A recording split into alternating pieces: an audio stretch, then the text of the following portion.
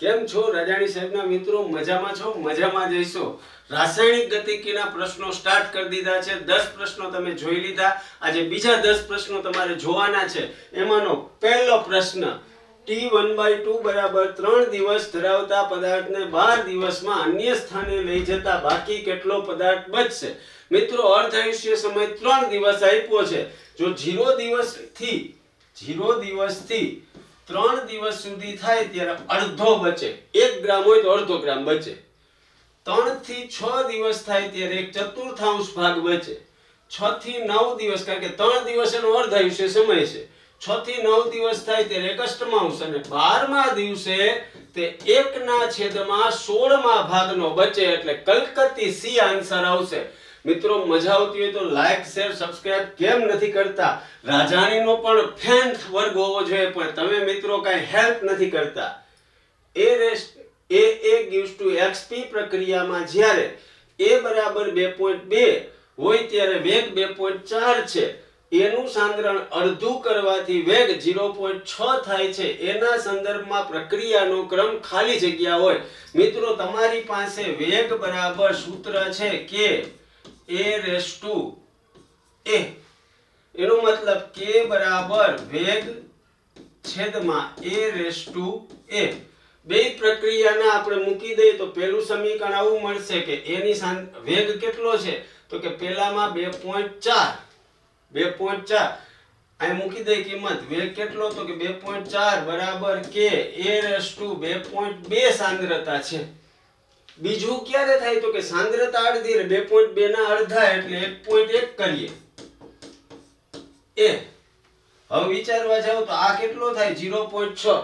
જો આ બેનો ભાગાકાર કરો તો 2.4 ભાગ્યા 0.6 એટલે 4 વધશે. કે કેન્સલ થઈ જાય. 2.2 ભાગ્યા 1.1 એટલે 2 ની 1 ઘાત એટલે 2 નો વર્ગ બરાબર 2 ની 1 ઘાત એટલે 2 બરાબર 1. એટલે પ્રક્રિયાનો ક્રમ દ્વિતીયક હોય. જો આ સૂત્ર આવડતું હોય વેગ બરાબર k A/A તો કિંમત મૂકો એટલે તમારા મગજમાં આવી જાય કે A નો ક્રમ કેટલો હોય? તો કે 2. એટલે પ્રક્રિયા ક્રમ 2 બોમ્બેનો B હોય.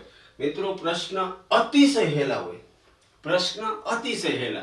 આપણું કન્ફ્યુઝન જ પરીક્ષા ઉપર એવું થઈ જાય કે આપણને નથી આવડતું. એવું કોઈ દી મગજમાં રાખવું જ નહીં કે નથી આવડતું.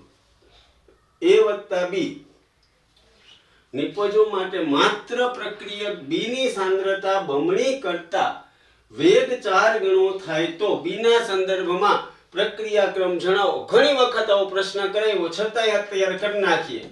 વેગ બરાબર k A/x B/y. માત્ર B ની સાંદ્રતા તમે કેટલી કરી છે? B ની સાંદ્રતા બમણી કરી એટલે k A/x અહીંયા 2B/y. Yes or no? Yes. ત્યારે વેગ કેટલા ગણો થાય? તો કે 4 વેગ થઈ જાય. આ સમીકરણ ભાગ્યા આ સમીકરણ કરો એટલે વેગ કેન્સલ બરાબર 4. આ બધું ઉડી જાય. B/y ઉડી જાય, B/y. પણ વધે શું? 2/y. તો 2/2 બરાબર 2/y એટલે y બરાબર 2. પ્રક્રિયાનો ક્રમ દ્વિતીયક થશે. ખાલી મેં કર્યું હું તો કે વેગનું સમીકરણ લખ્યું. B ની સાંદ્રતા બમણી કરી ત્યારે વેગ કેટલા ગણો થયું? 4. પછી મેં આ સમીકરણ ભાગ્યા આ સમીકરણ કર્યું એટલે મને મળ્યું 4 બરાબર 2 ની y ઘાત એટલે y બરાબર 2. એટલે પ્રક્રિયા ક્રમ દ્વિતીયક હોય. આગળ વધીએ છીએ નેક્સ્ટ ક્વેશ્ચન. N2O5 બરાબર 2NO વત્તા 1/2 O2 પ્રક્રિયાનો વેગ અચળાંક કંઈક આપ્યો. નીચેનામાંથી કયું સાચું છે? મિત્રો, સિમ્પલ એક પ્રશ્ન પૂછ્યો છે. તમારી પાસે k બરાબર 1/t નેચરલ લોગ R0/RT સૂત્ર છે. હા કે ના? આ t ને અહીંયા લઈ જાવ તો kt બરાબર નેચરલ લોગ R0 એટલે N2O5 ની શરૂઆતની સાંદ્રતા અને RT એટલે અંતિમ સાંદ્રતા. અને આવો વિકલ્પ તમે જો વિકલ્પમાં ધ્યાનથી જુઓ તો દિલ્હીનો D છે. આગળ વધીએ છીએ નેક્સ્ટ ક્વેશ્ચન. પ્રથમ ક્રમની પ્રક્રિયામાં પ્રક્રિયકની સાંદ્રતા 0.5 હોય તો પ્રક્રિયકનો વેગ 1.5 ગુણ્યા 10⁻²છે. તો પ્રક્રિયાનો અર્ધ આયુષ્ય સમય શોધો. અર્ધ આયુષ્ય સમય એટલે હું મિત્રો? તો કે T1/2 બરાબર 0.693 છેદમાં k. એનો મતલબ મારે k ની જરૂર પડે. k માટે હમણાં જ રાજાણી સાહેબે કીધું હતું વેગ બરાબર k r⁻1 પ્રથમ ક્રમની છે. વેગ કેટલો છે 1.5 ગુણ્યા 10⁻². r કેટલી હતી 0.5. 0.5 આ બાજુ હોય એટલે 1.5 ભાગ્યા 0.5 એટલે 3 ગુણ્યા 10⁻² બરાબર k.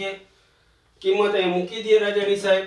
0.693 3 ગુણ્યા 10⁻². 10⁻² ઉપર જાય એટલે પ્લસ થાય. પ્લસ થાય એટલે 69.3 ભાગ્યા 3 એટલે 23.1 ને આવો આન્સર છે બોમ્બે નો બી. હાવ હેલું કે લોગ ટેબલ કેલ્ક્યુલેટર ની જરૂર પડતી જ નથી. આગળ વધીએ છીએ નેક્સ્ટ ક્વેશ્ચન. 200 તાપમાને વેગ અચળાંકનું મૂલ્ય 400 તાપમાન કરતા 10મા ભાગનું છે. 200 એ 400 કરતા 10મા ભાગનું. ધારો કે 200 એ વેગ અચળાંક k લઈએ 200 એ તો 400 એ વેગ અચળાંક 10k હોય. એનો મતલબ 400 કરતા 200 માં 10મા ભાગનું છે. Yes or no? યસ હોય તો પ્રક્રિયાની સક્રિયકરણ ઊર્જા કેટલી હશે? સૂત્ર એક જ છે આપણી પાસે.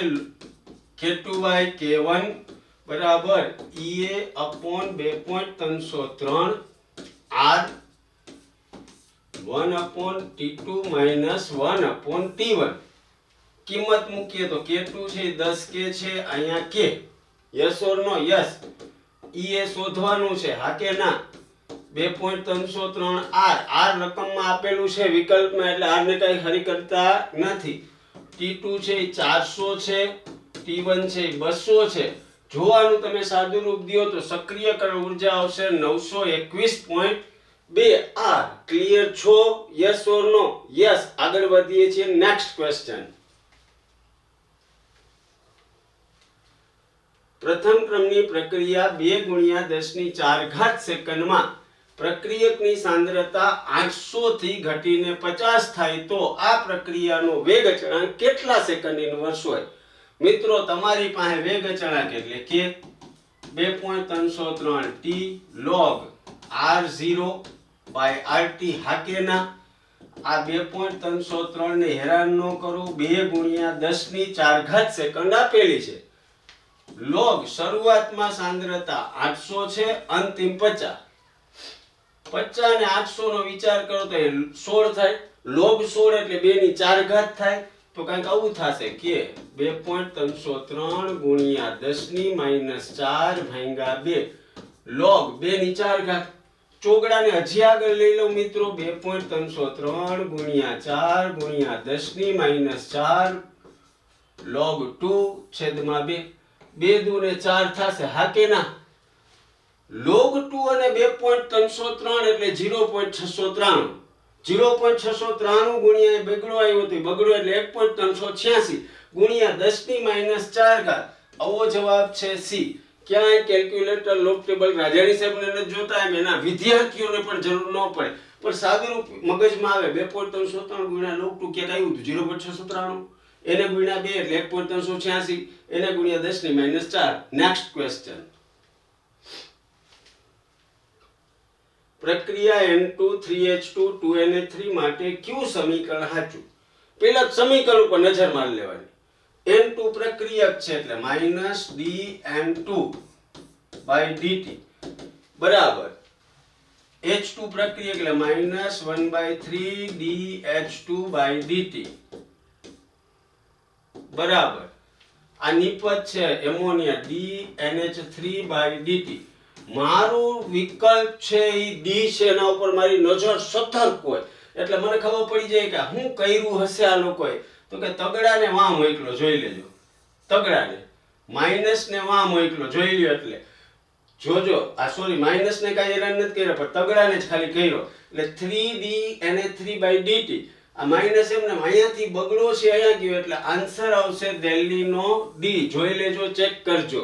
પણ આ આવડે તો બધું આવડી જાય. આગળ વધીએ છીએ નેક્સ્ટ ક્વેશ્ચન. જો રાસાયણિક પ્રક્રિયાનો વેગ અને પ્રક્રિયા વેગ અચળાંક સમાન હોય તો પ્રક્રિયાનો ક્રમ શું થાય? વેગ અચળાંક અને વેગ સમાન હોય એનો મતલબ પ્રક્રિયા ક્રમ શૂન્ય હોય, શૂન્ય.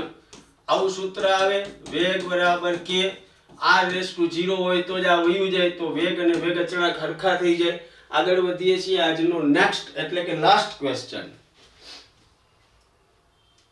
તાપમાનમાં 300 કેલ્વિન થી 310 કેલ્વિન જેટલો વધારો કરતા વેગ 2.5 ગણો વધે. જો 300 થી 310 તાપમાને વેગ અચળાંક કેટલો થશે? વેગ અને વેગ અચળાંક એકબીજાના સમચલનમાં છે. વેગ અને વેગ અચળાંક એકબીજાના સમચલ. જો વેગ 2.5 ગણો થતો હોય તો વેગ અચળાંક એ 2.5 ગણો થાય. છે કેટલો? તો કે k છે, એટલે થાશે કેટલો? 2.5 k, એટલે કલકત્તી C. મિત્રો મજા આવતી હોય તો લાઈક, શેર, સબસ્ક્રાઇબ કરવા વિનંતી. મળતા રહેશું. જય હિન્દ.